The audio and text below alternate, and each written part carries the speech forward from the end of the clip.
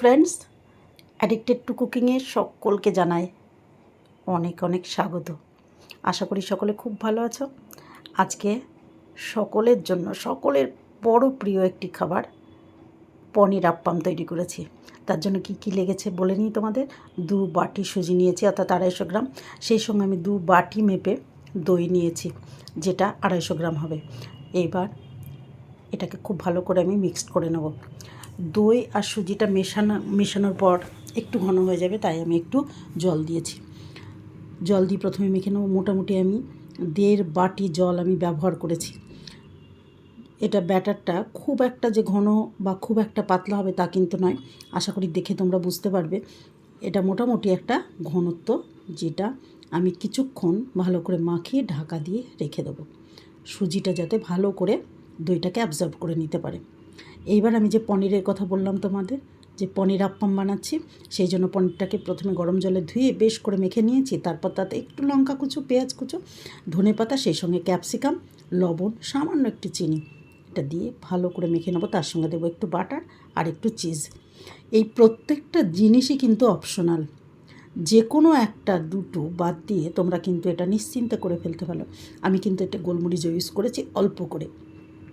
কারো মনে হতে পারে চিজ দেবো না, কারো মনে হতে বাটার দেবো না, কেউ বা শুধুমাত্র পনিরটা অল্প একটু মশলা দিয়ে মেখে নিতে পারে।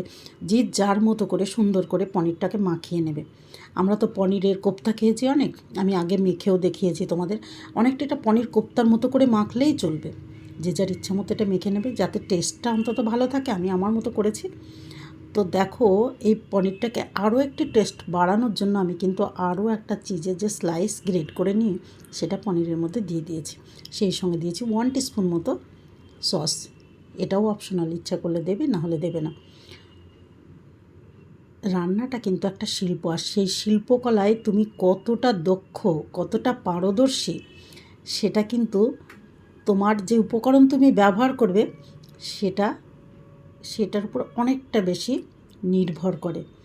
তুমি তোমার মতো করে প্রত্যেকটা জিনিসকে যদি সাজাও, দেখবে সেটা অবধারিত সুন্দর হবেই হবে, মানে মনের মতো হবে আর কি।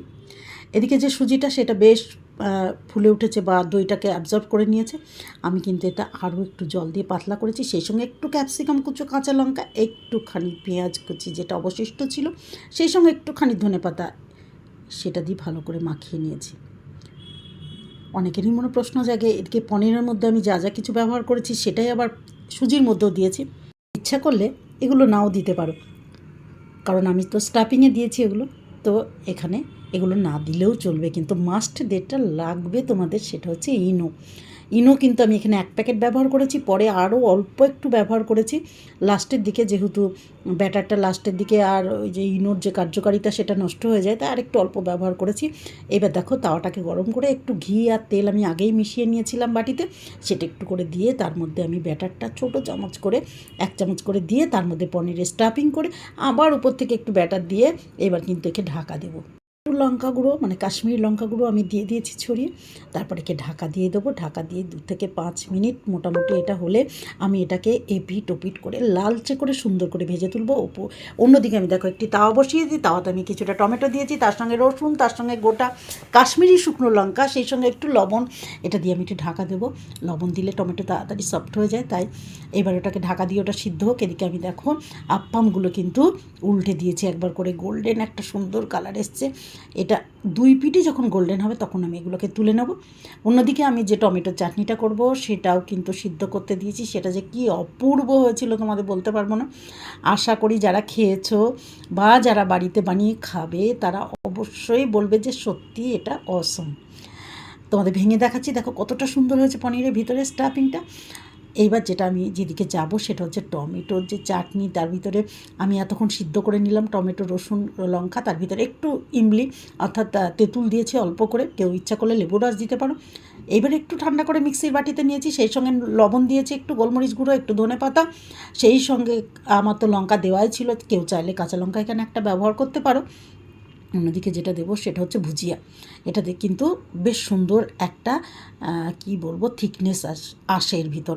এইবার যে টমেটোটা পেস্ট করে নিয়েছি, এইবার আমি একটু তেল দিয়ে কড়াইতে সর্ষের তেল দিয়ে তাতে কারি পাতা, সর্ষে ফোড়ন দিয়ে টমেটো দিয়ে দেবো। ব্যাস রেডি আমার টমেটোর চাটনি। এটা একটু ফুটিয়ে নিয়ে নামিয়ে নেবো।